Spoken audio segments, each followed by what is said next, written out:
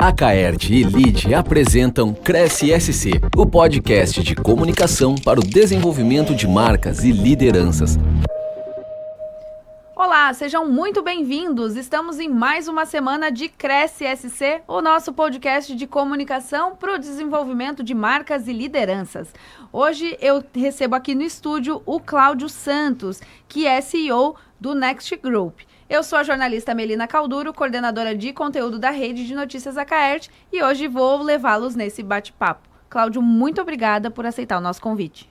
Obrigado, Celina. É um prazer, assim, Santa Catarina, Florianópolis em especial, já é a nossa casa, a gente abre a operação aqui já esse mês, a gente já fez um primeiro até evento aqui, então é muito bom conectar, e principalmente quando o tema é liderança ou comunicação, como você falou, mas tudo isso entrelaçado nesse mundo empresarial que é o nosso feijão com arroz, né?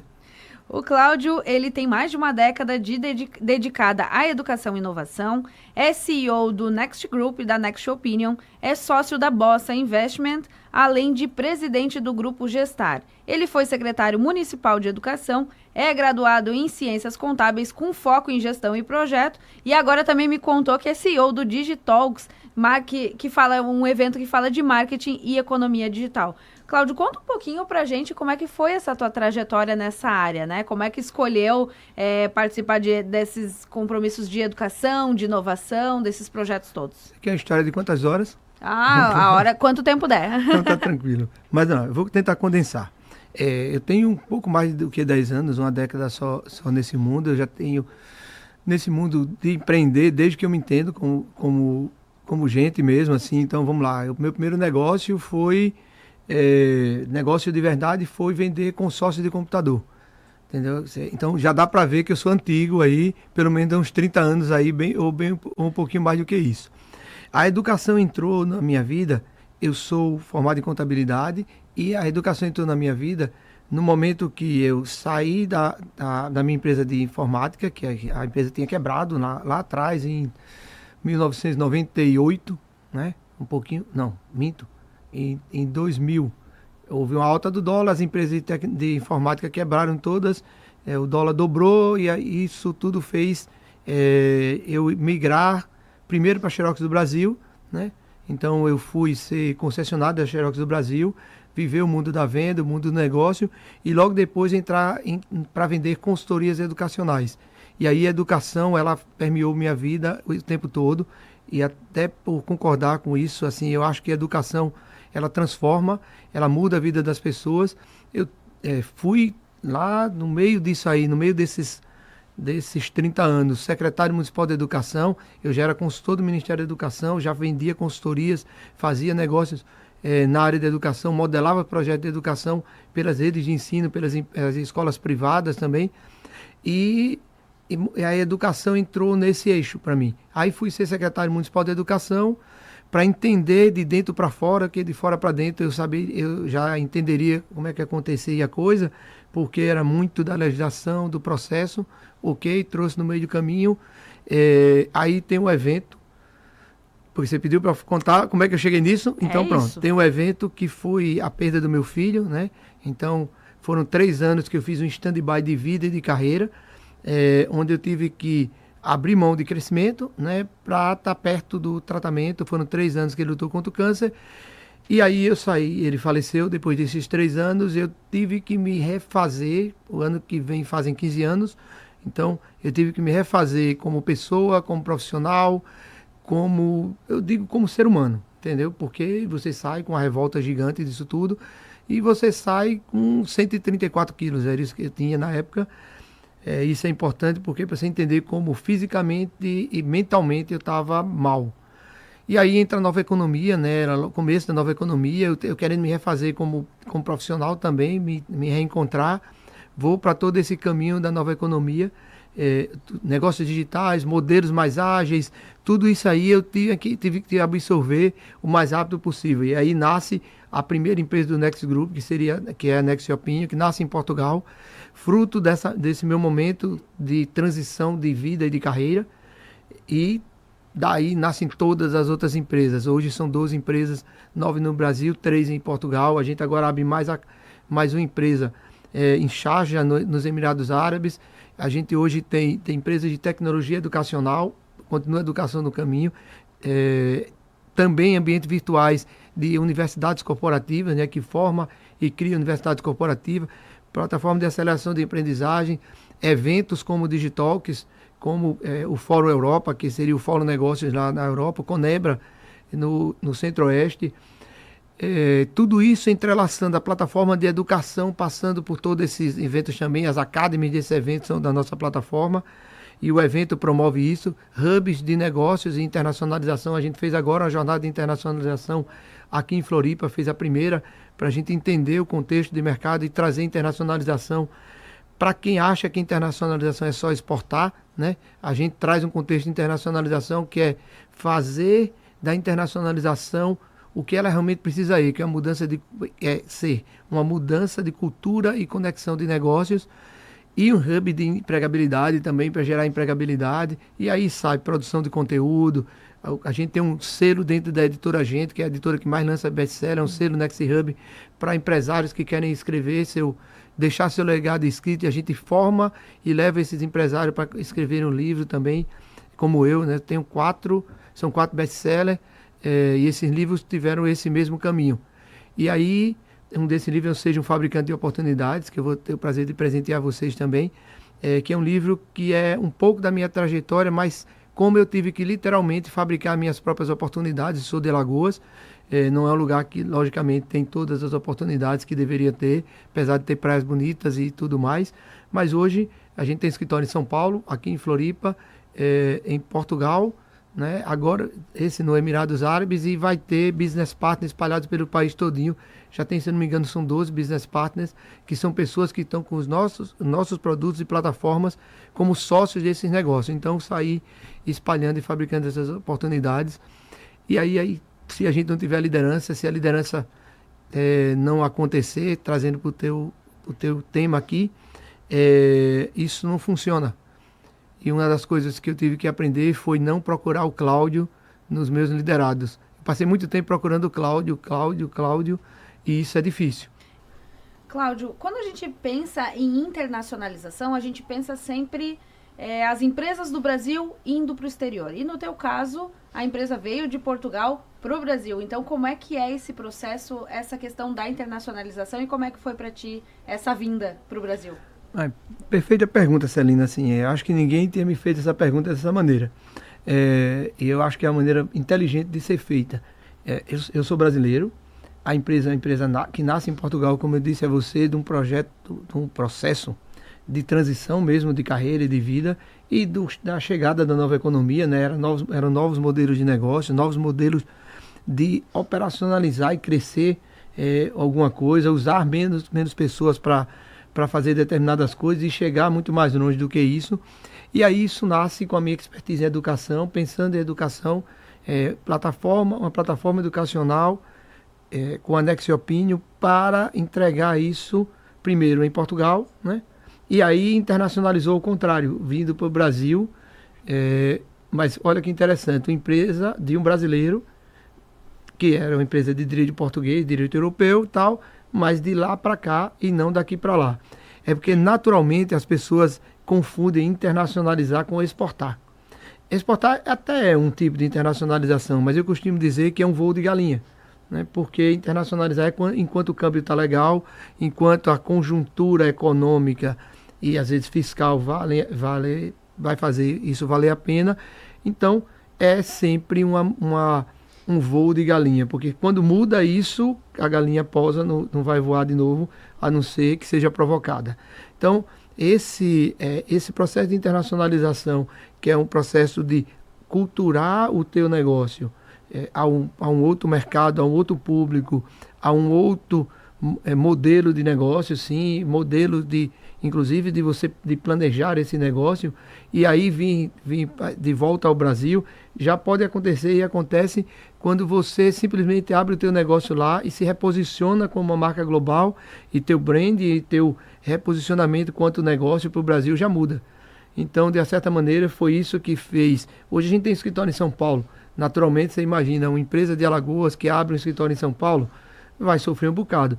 Mas aí eu vim com uma empresa de Portugal, é uma empresa europeia que abre a operação em São Paulo. Com certeza você concorda comigo e isso muda de figura, né? Com certeza absoluta. E precisa um preparo da liderança para permear esses mundos, o mundo da Europa com o Brasil, e esse vai e volta, como é que é essa preparação? Olha só, eu acho que como tudo na vida, a liderança ela tem que ter um coração ensinável, como o João Kepler, meu sócio e meu amigo, me fala muito, e estar aberta a aprender e escutar do liderado. Se isso é uma máxima para ela dentro de casa, vamos dizer, dentro do seu país, imagine lá fora. Eu acho que todo esse processo de liderança, ela precisa passar primeiro por você fazer também, né? E aí, como é que você faz isso, você estando com uma pessoa que não precisa nem falar outra língua, apesar que o nosso português com o português de Portugal tem algumas nuances que não são exatamente da mesma língua, mas não precisa nem você pensar na mesma língua, mas se você imagina que você está liderando pessoas que culturalmente não têm os mesmos pensamentos e até às vezes os mesmos valores, pessoas que entendem que uma determinada atitude sua pode ser extremamente autoritária, né? Ou um posicionamento seu pode ser extremamente excludente, você precisa escutar o quanto a sua liderança e o quanto o seu liderado pode te ensinar.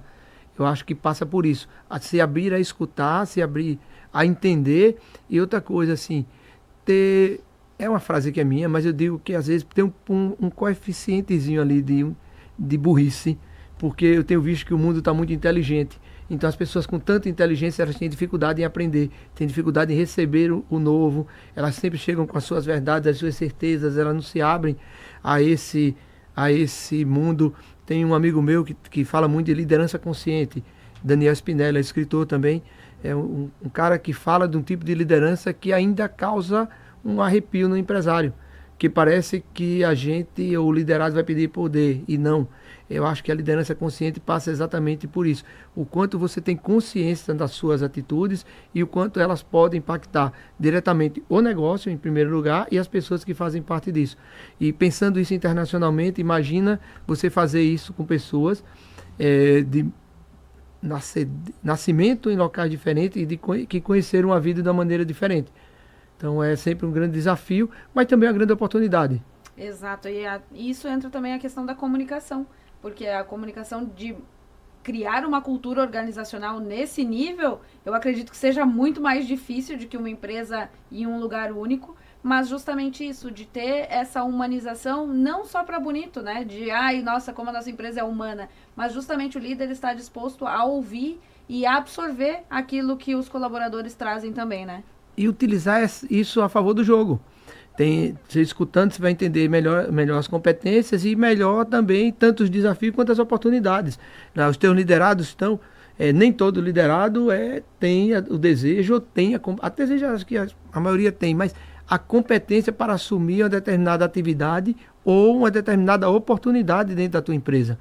Eu acho que partilhar as oportunidades com as pessoas nas competências corretas é um grande fato.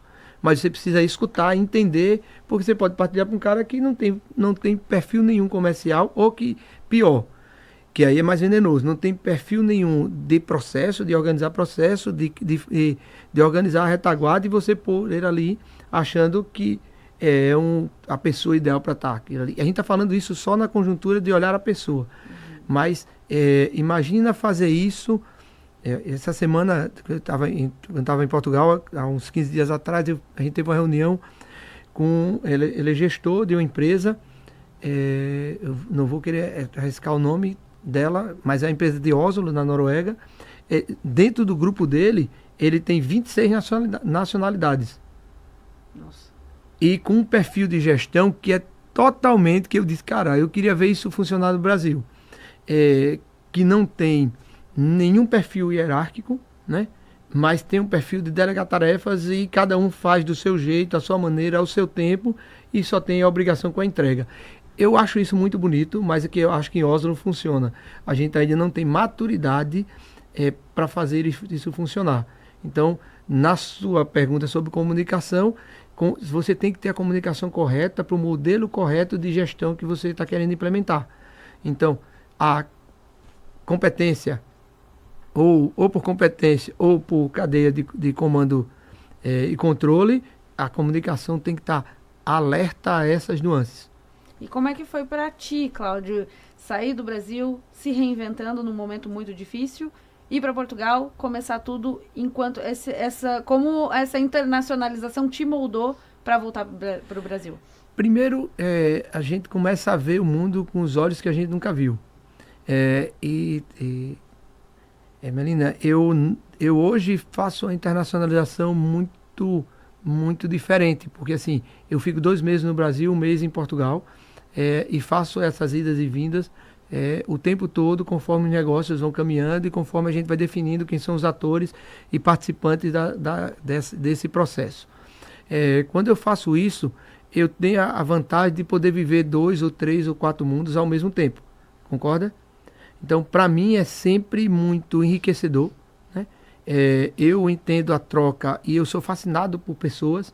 Então, eu acho que não existe, a inteligência artificial vai resolver muito problema. Às vezes eu até rezo para São Benedito da inteligência artificial para me dar algumas soluções aí, mas são sempre muito repetíveis e muito... ainda não tem a beleza que você tem em todo esse relacionamento humano e o quão rico é você se abrir a aprender.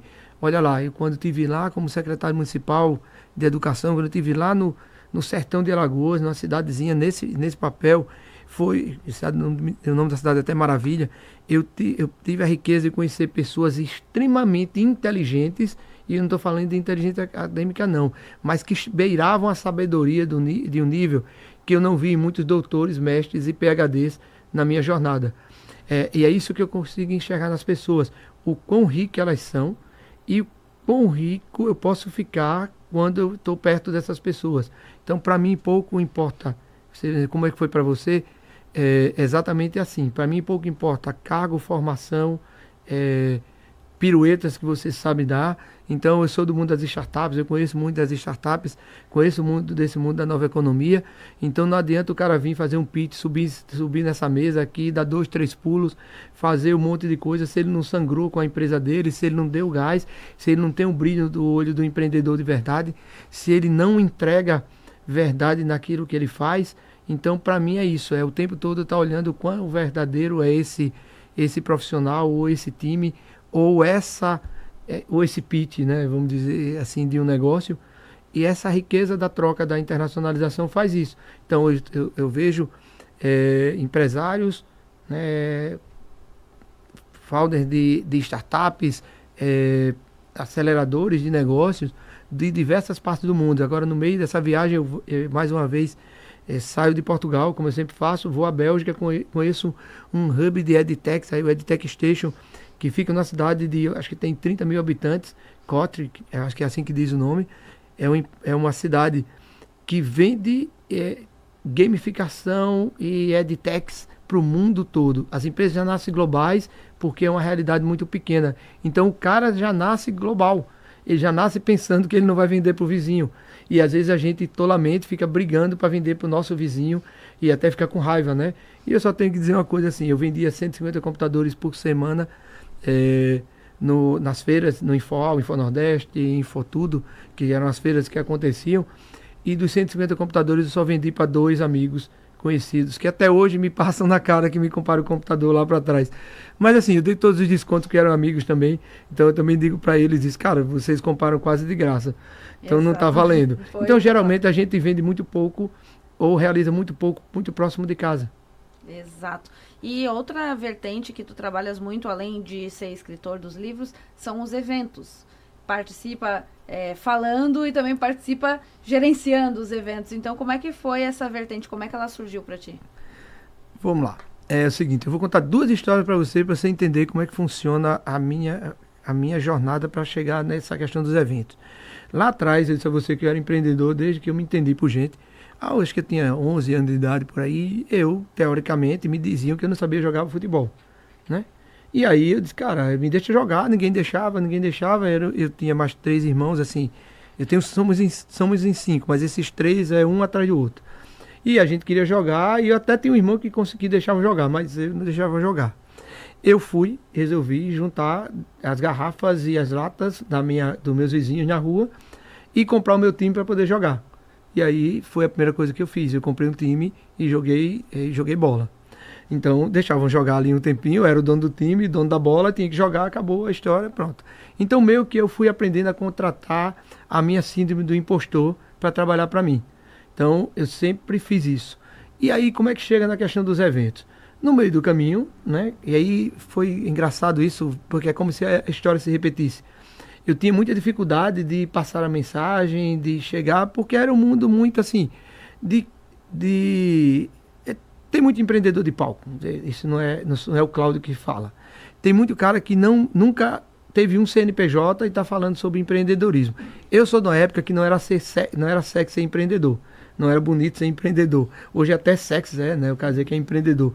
Era mais ou menos assim, cara, esse menino não vai dar para nada, ele vai ou abrir um negócio dele, ou vai ser vendedor, não era assim? Era. Hoje a régua mudou. E aí a questão dos eventos aconteceu do mesmo jeito. Eu já palestrava em alguns eventos, como autor e tudo mais. Apareceu a oportunidade de ser sócio de um primeiro evento, o João Kepler me apresentou, que foi o Digitalks. E eu, cara, isso faz sentido, né? Vou pegar o evento porque eu vou conseguir colocar minhas plataformas de educação, os meus negócios de internacionalização, trazer todas as empresas para dar palco para elas, né? E trazer elas para dentro do jogo para validar um modelo de evento, que é o que a gente tenta fazer com o Digitalks. O Digitalks é uma marca de 15 anos.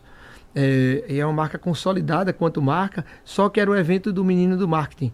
A gente trouxe maturidade para ele, agora é um evento de negócio que constrói legados e que tem a economia digital como pano de fundo disso. E essa foi a grande pivotada do evento, e aí é que entra o mundo dos eventos. E aí, traçando uma linha do tempo, eu, de certa maneira, refiz aquela compra do time de futebol para jogar bola. Então, hoje eu dou palco para os meus amigos, para quem faz sentido para estar nisso aí, e jogo naquele palco. Lógico que eu já palestro em outros locais, né? Não é só isso que eu estou falando, mas de certa maneira o comportamento se repetiu. É muito legal de ver tudo isso, e realmente o Digitalks era do menino do marketing e hoje ele é um evento global, para todos os níveis. Muito, muito legal e muito legal esse... A gente dava de prêmio para as nossas equipes de marketing. Um deles ia para o Digitalks por ano, entendeu? Então assim, a gente já via isso, era como se fosse um prêmio para ele estar lá. E funciona muito assim, muitas empresas também funcionam com isso. Infelizmente, Cláudio, a gente está indo para o final do nosso podcast. Tô adorando a nossa conversa e entender um pouco mais da tua história, mas eu quero que tu deixe para quem está nos ouvindo uma mensagem. Fica à vontade, o microfone é teu, para falar com nossos ouvintes. Vamos lá. Eu vou dizer uma coisa a vocês, que eu acredito, viu? Celina e Fernando. Não sei nem se o Fernando podia falar, mas o Fernando agora falou com a gente. Então, eu acredito que se a gente der às pessoas as conexões corretas, a informação correta, ou seja, a formação correta e o ambiente correto, a gente consegue mudar a vida dela. Então, eu acredito fielmente, pessoal, que oportunidades elas são fabricadas, que não é caridade, que não é solidariedade e muito menos sorte. Eu acho que se você tem uma oportunidade, você, de certa maneira, aproveite porque você a fabricou. Se ela veio do nada, ela só é uma oportunidade se você tiver capacitado para aquilo e você puder caminhar. Então, daí acabou a sorte. Concorda? Sim. Então, eu acho que oportunidade é a maior dádiva que você fabricou. Então, eu acredito. E a última que eu digo é que nunca acredite no destino que te dão. Porque geralmente é uma grande opinião do outro sobre você e não é nada sobre a sua capacidade. Às vezes a gente aprende a absorver a opinião dos outros como se fosse nossa. Cláudio, muito obrigada pela tua participação aqui no nosso podcast. E eu quero também agradecer a você que nos acompanhou pela sua rádio preferida e também no YouTube da Acaerte. Na semana que vem eu volto com mais histórias aqui no Cresce. Este foi o Cresce SC, uma parceria entre a Acaerte e o LIT.